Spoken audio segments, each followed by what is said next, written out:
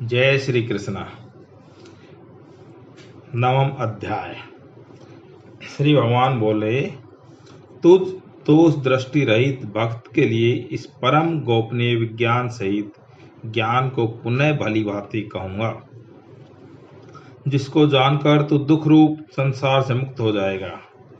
यह विज्ञान सहित ज्ञान सब विधाओं का राजा, सब गोपनीयों का राजा, अति पवित्र, अति उत्तम, प्रत्यक्ष फल वाला, धर्मयुक्त, साधन करने में बड़ा सुगम और अविनाशी है।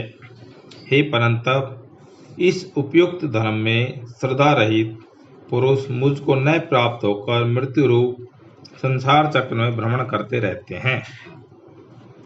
मुझ निराकार परमात्मा से यह सब जगत जल से बर्फ के सदृश परिपूर्ण है और सब भूत मेरे अंतर्गत संकल्प के आधार स्थित हैं, किंतु वास्तव में मैं उनमें स्थित नहीं हूँ।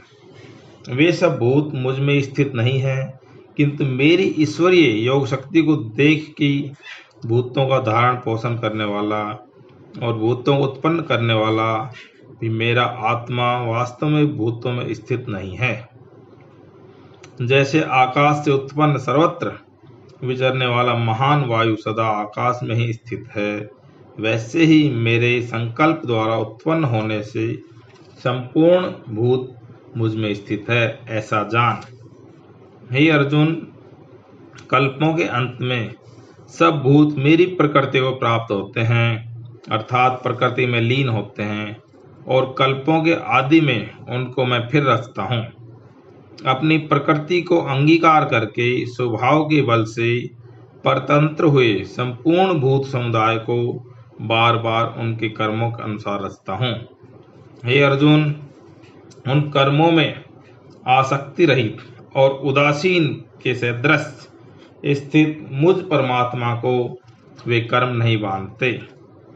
हे अर्जुन, मुझ अधिष्ठा के सकाश से प्रकृति चराचर सहित सर्व जगत को रचती है और इस हेतु से ही यह संसार चक्र घूम रहा है। मेरे परम भाव को न जानने वाले मूढ़ लोग मनुष्य का शरीर धारण करने वाले मुझ संपूर्ण भूतों के महान ईश्वर को तुच्छ समझते हैं, अर्थात अपनी योग माया से संसार के उद्धार के लिए मनुष्य रूप में विचरते हुए मुझ परमेश्वर को साधारण मनुष्य मानते हैं। वे व्यर्थ आशा, व्यर्थ कर्म और व्यर्थ ज्ञान वाले विक्षिप्त चित्त अज्ञानी जन राक्षसी, असुरी और मोहिनी प्रकृति को ही धारण किए रहते हैं। परंतु हे कुंती पुत्र, दैवी प्रकृति के आश्रित महात्मा जन मुझको सब भूतों का सनातन कारण और नाश रहित अक्षर स्वरूप जानकर अनन्य मन से युक्त होकर निरंतर भजते हैं।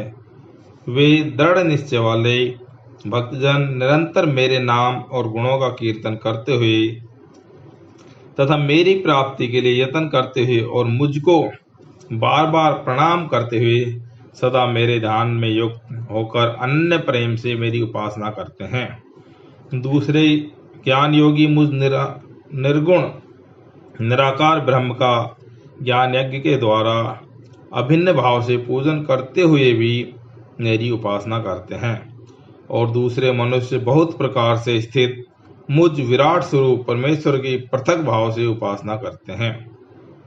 क्रतु मैं हूँ, यज्ञ मैं हूँ, सोधा मैं हूँ, औषधि मैं हूँ, मंत्र मैं हूँ, घृत मैं हूँ, अग्नि मैं हूँ और हवन रूप क्रिया भी मैं ही हूँ। इस संपूर्ण जगत का दाता अर्थात धारण करने वाला एवं कर्मों के फल को देने वाला पिता, माता, पितामह, जानने योग्य पवित्र ओंकार तथा ऋग्वेद, सामवेद और यजुर्वेद भी मैं ही हूँ।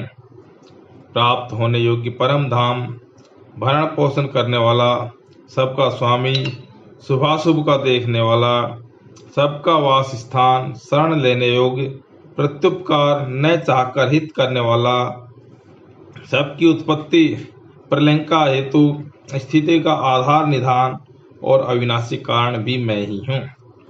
मैं ही सूर्य रूप से तपता हूँ, वर्षा का आकर्षण करता हूँ और उसे बरसाता हूँ। हे अर्जुन, मैं ही अमृत और मृत्यु हूँ, और सत असत भी मैं ही हूँ। तीनों वेदों में विधान किए हुए सकाम कर्मों को करने वाले, सोमरस को पीने वाले, पाप रहित पुरुष मुझको यज्ञों के द्वारा पूजकर स्वर्ग की प्राप्ति चाहते हैं। वे पुरुष अपने पुण्यों के फल रूप स्वर्गलोक को प्राप्त होकर स्वर्ग में दिव्य देवताओं के भोग को भोगते हैं।